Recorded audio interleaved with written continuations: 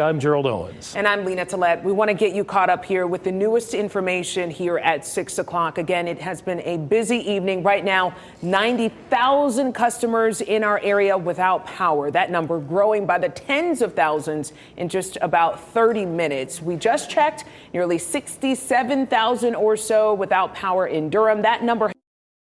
The winds picked up and it was like it blew the trees like they were going to snap off, and then I started hearing stuff popping everywhere. Large trees snapped down onto homes. The road that we are on is pretty much we can't pass through it because of this downed tree. Power outages, you got airport delays, automobile crashes. This storm was like a bulldozer heading from west to east. And it is a WRAL weather alert day because we knew these storms were coming. And the situation is not over. We're right in the middle of it. Now it's 7 o'clock. We want to take a live look at the dual Doppler 5000. You can see what we're dealing with in the area. Strong storms still on the way for parts of our area, many counties under these thunderstorm warnings. Thanks for sticking with us. I'm Dan Haggerty. And I'm Ashley Rowe. We want to show you all of the images of the damaging wind gusts causing thousands of outages in our area right now. Here's a live look at Apex. It looks like the rain is still coming down, although not nearly as hard as we have seen in some areas. Durham County seeing the most power outages, more than 67,000 customers without power.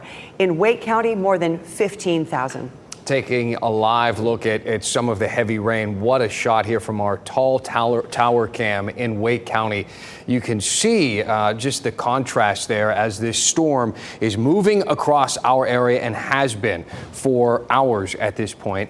Over Durham, down trees as well. Big problems there. Yeah, this, at the Maplewood Cemetery, it's such a sad situation. Some trees are landing on headstones there. These are huge old trees that are falling down, and we are seeing this right across the area. Durham getting really pummeled this evening and this afternoon. We have live team coverage from all across our area until the threat has moved out. We should start with meteorologist Kat Campbell, though, in the WRAL Severe Weather Center. Kat, what is the latest with this storm as it moves through? Just look at our Goldsboro cam. This really tells the story of how strong these storms are. It is pouring rain. There's gusty winds moving through the area. You can see the flashes of lightning if you look closely. I mean, this is just coming in sheets of rain in Goldsboro. We've been telling you about this storm for a while now. So Goldsboro has been seeing conditions like this for quite some time. It's really an extended period of the winds and the rain that's leading to some issues. And in Raleigh over Dix Park, things quieting down. We can finally see the skyline, but a minute ago,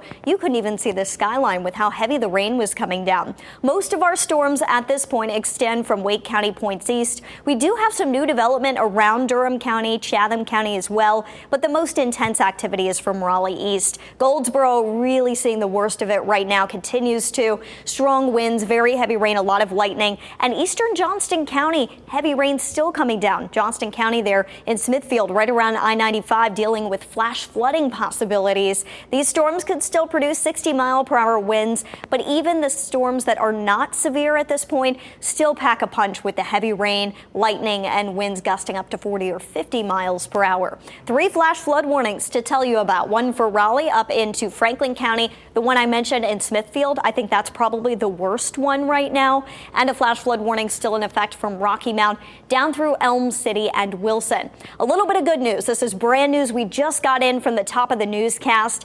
More counties have been cleared from the severe thunderstorm watch. That means Moore County, Hoke, Lee, Chatham were also cleared. Franklin County cleared from the watch, as well as Warren and Halifax. Wake County still under the watch, as well as our counties just to the east. We're going to continue to monitor this for you. I do want to read you a storm report we just got in from Johnston County. A small shed was blown into the roadway. This was on Galilee Road and Packing Plant Road. And we're also getting some reports of trees down in Halifax County at this hour. Isn't that's the story? That's the story of those trees being tossed down. Kat, thank you. And you saw how hard the rain was pouring in Goldsboro.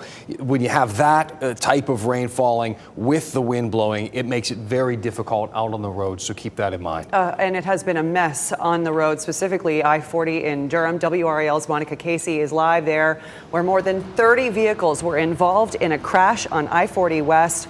All lanes in that direction are shut down, Monica.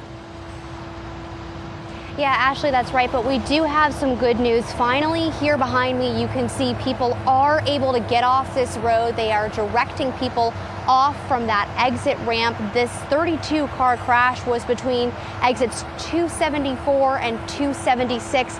And some of this was severe. You can see a car stuck under a semi-truck. Luckily, the person driving that car was not seriously injured. Also, some new things we're seeing now, NCDOT towing the vehicles out of here that couldn't get out on their own. People tell me this road isn't easy to drive, even in good weather. This is nerve-wracking to be on 40, period, with all the work that's being done, and you know, you try to be as cautious as possible, but I mean, what can you do when, you know, circumstances, rain, all this stuff? And clearly, I mean, you weren't the only one.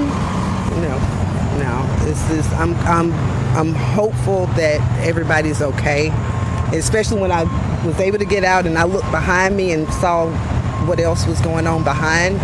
That makes it, I'm thankful that, you know, I'm okay, period.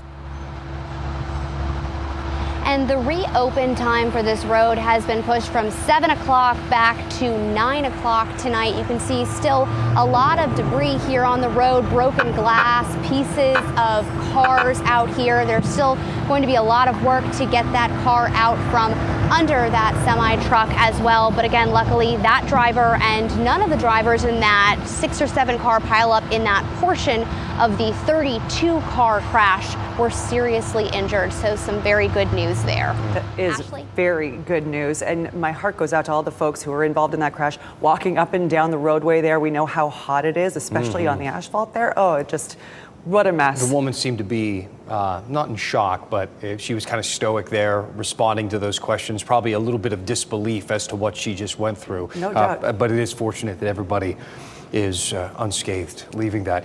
We've seen so many trees down in Durham. They're dealing with a lot of power outages. As you mentioned, the heat. People want to get that power and those air conditioning units turned back on. WRAL's Eric Miller is in Durham along Hillendale Road, where trees and power lines are down there. Eric. Ashley, we are seeing so much of this around the entire area, and especially here in the Hillendale area. Want to get you to look at what we have right here behind me. This is Hillendale and Indian Trail, a chain reaction mess here in the middle of the road. You can see that absolutely massive oak tree right there in the middle there, that thing ripping up a giant root ball. As it came down, it took down the tree next to it. That tree toppled power lines here in this area, creating a dangerous mess on the road. You can see there in the background a car turning around trying to avoid this whole thing. And if we pull back out and we come over to the left, you can see a Jeep that is stuck in the ditch, one wheel hanging up in the air. The driver there seemingly trying to avoid the power lines that are dangling across the road. Now, Durham police, they do have Hillendale shut down here in this area. They have been trying to divert traffic, but the thing is, people keep finding ways in. They keep finding go-arounds that get them right over here to this point.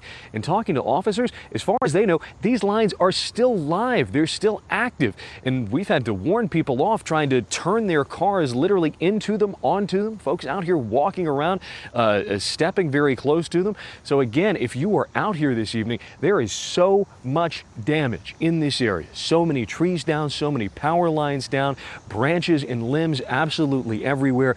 You'll want to be so careful tonight, because these hidden obstacles, these hidden dangers, they really are everywhere. If you see power lines down like this, again, assume that they are alive, because the cost, if you're wrong, it is just way too high. So again, Ashley, Dan, we're keeping a close eye on everything out here, bringing updates as soon as we get them. Okay. All right, Erica, and you know, I was speaking with the Director of the General Services Department for Durham. Her name is Gina Probst. She tells me her main focus is for the crews to clear the streets We just saw those streets being closed down there due to all of the debris and damage, and for roads and emergency personnel, getting them all coordinated, fielding calls, routing crews, ensuring coordination on the power lines. There's a lot for them to do tonight. And it's not what people want to hear, but you have to be patient. One of the things you noticed in Eric's live shot there is he's the only one there. Right. The crews haven't made it to that area yet. They haven't cleared the road of the tree that was down, yet alone get to the power line. So this type of damage is widespread in those areas. WRAL's Mark Boyle has been keeping an eye on all the information. A lot of video from Durham. They really seem to be hit hard, Mark. And it's going to be hours. This is shaping up to be an all-night event, Dan, in terms of the number of outages and folks being in the dark, well over 60,000. Take a look at this video. We'll loop it. Watch outside this home in Durham. Watch this line right here, and you'll see a big flash. And then the power line comes down in lots of sparks. So we're seeing the aftermath now. This is what it looked like all across Durham. This is one example caught on camera of those strong winds and rain coming in and many trees snapping and bringing down power lines. This video coming in all new right now at 7:10 from Durham. To Franklin County and Youngsville right now, Willie Danley live for us this evening. Willie, you can see behind you the road is closed. Where are you, and what's going on with the power situation right now? Well, I'm here on Park Avenue in Youngsville. Currently, the power situation seems to be okay. I'm going to show you this tree that is down on this street that they have shut off. As you can see back there, there are Youngsville firefighters that are out here trying to cut this tree just to move it out the way. A minute ago, you might not be able to see it with this big post back here, but there's a bit of a traffic jam back there with a tractor trailer that can't get through, but it also can't turn around on this small street. As I said, the Youngsville Fire Department is out here working to get this removed. It does seem that this tree did bring down some power lines, but it doesn't look as if any of the homes or businesses on this road have been impacted. Back to you, Mark. Willie, we'll take it back here in the studio. So we saw Mark giving us a look. What dynamic video that people were catching of the sparks and the power lines falling. That's a big story, the power outages right now. I know Franklin County was dealing with a flood advisory. Kat, can you tell me, is Franklin County still under a flood advisory? They're still under a flash flood warning. Flash flood warning, okay.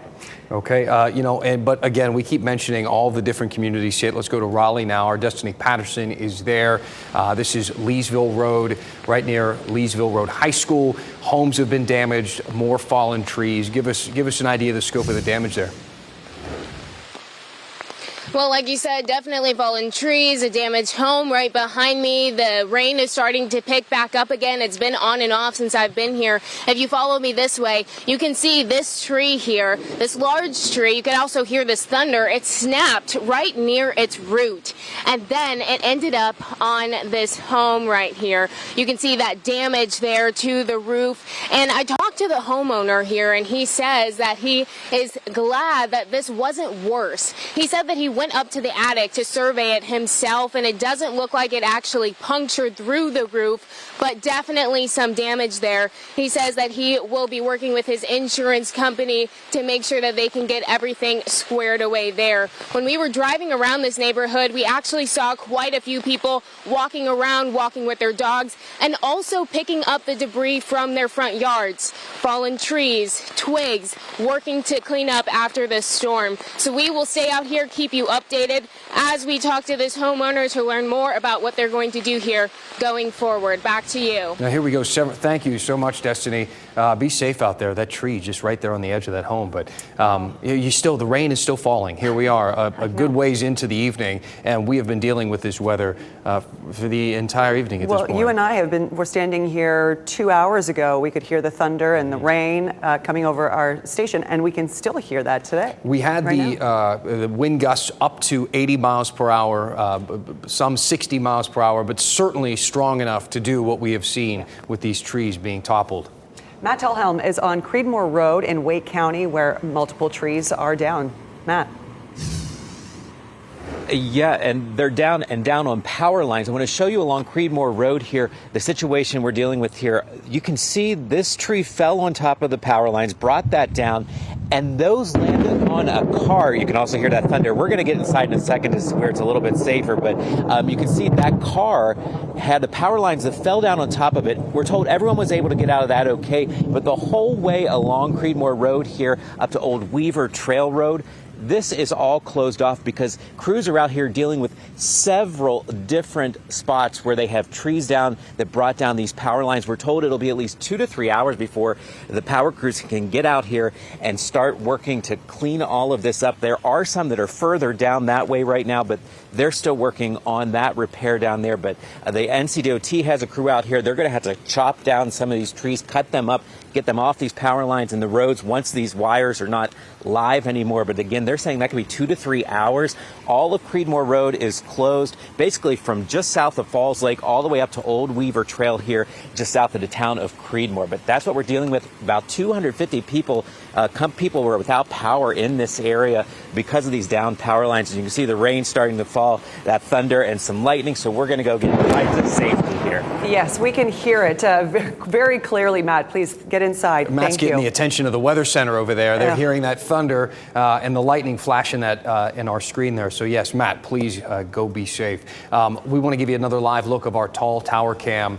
And as you can tell, we have all hands on deck for you here at WRAL to keep you informed as this weather continues to move dangerously through parts of our viewing area, leaving a wake of damage behind it. Stay with us. We're back right after this.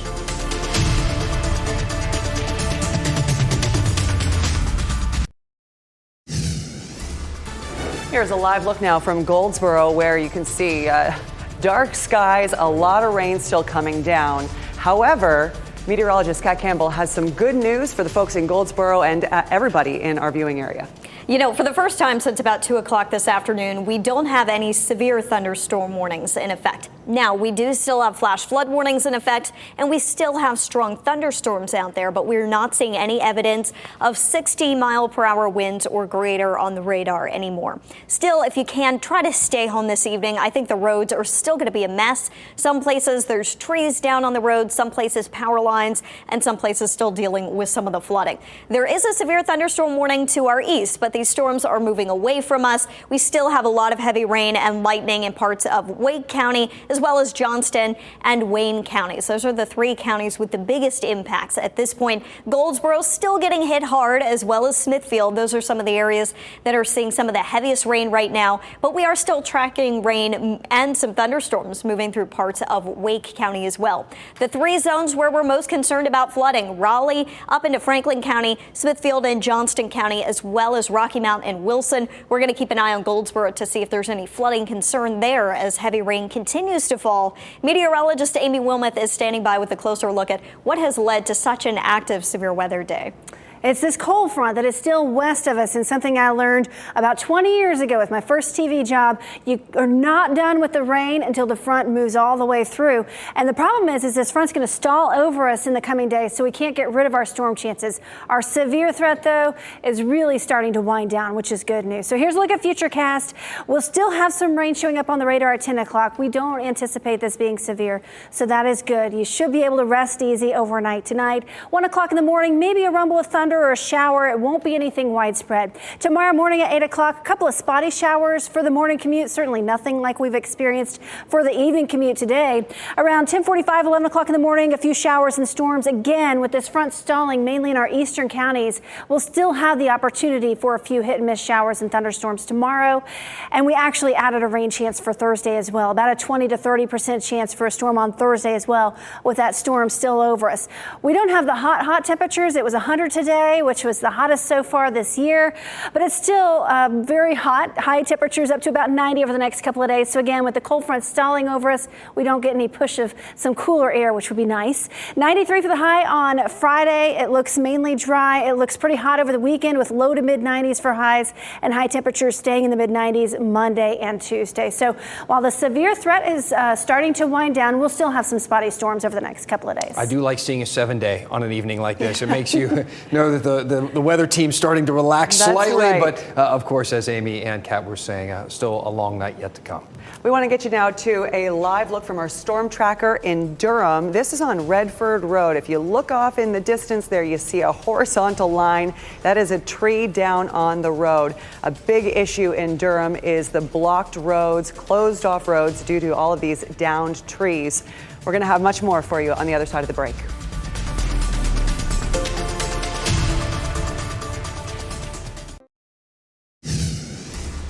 Welcome back to WRAL. A little light at the end of the tunnel, or should I say a little bit of sun through the clouds there. We have said goodbye to the thunderstorm warnings, which is great news, but there still is a risk for flooding out there as we continue to keep you updated as this storm moves through. One of the hardest hit areas today has been Durham. We want to take you there now. Our storm tracker and Aaron Thomas there on Redwood Road. I think I misspoke before the break. Redwood Road, Aaron.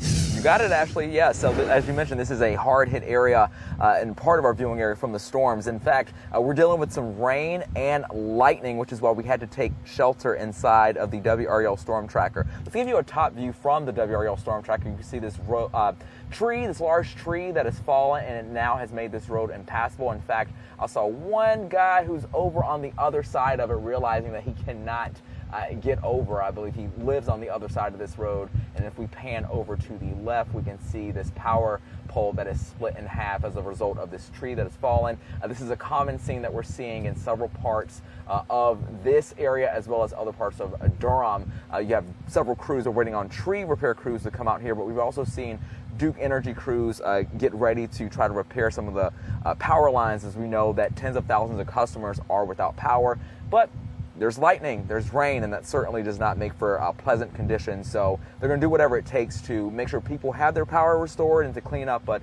safety first. So for anyone dealing with power outages, of course, they want people to practice their patience. But yeah, you got it. Thank you. Aaron, thank you so much. And Aaron makes a great point. They're trying to restore power.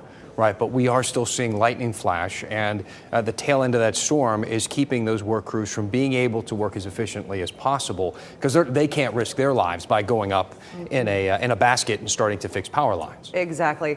We just got new numbers in from Duke Energy with the overall power outage. It looks like 92,000 customers across the triangle are without power.